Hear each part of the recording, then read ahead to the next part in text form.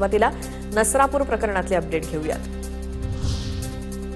नसरापुरातील चिमुकलीच्या अत्याचार आणि हत्या प्रकरणातील पुण्यामध्ये आक्रोश। पीडितेच्या कुटुंबियांचा ग्रामस्थांकडून मुंबई-सातारा रस्त्यावरती 4 तास रास्ता रोको। पुणे पोलिसांनी आंदोलकांना हटवलं, तर पीडित मुलीवरती रात्री उशिरा पुण्यातल्या वैकुंठ स्मशानभूमीत अंत्यसंस्कार।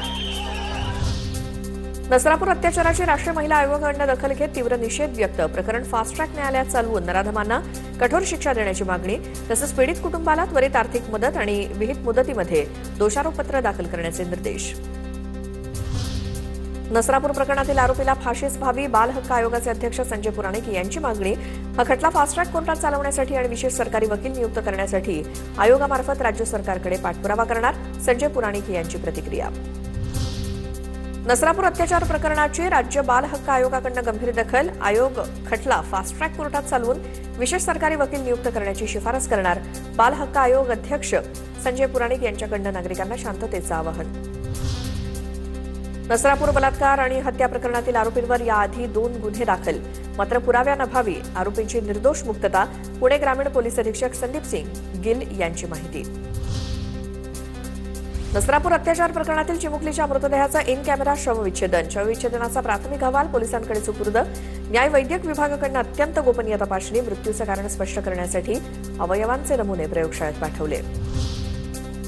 नसरापूर घटनेप्रकरणी आमदार रोहित पवार आज पीडित कुटुंबियांची धायरीमध्ये भेट घेणार। ही केस तात्काळ फास्ट ट्रॅक कोर्टात चालवून नराधमाला फाशीचीच शिक्षा द्यावी, रोहित पवारांची मागणी।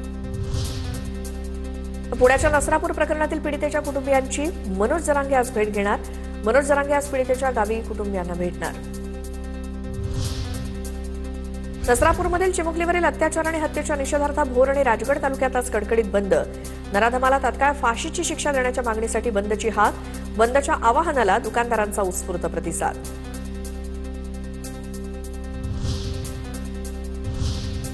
तर याच नसरापूर प्रकरणातले आणखी काही अपडेट्स घेऊयात।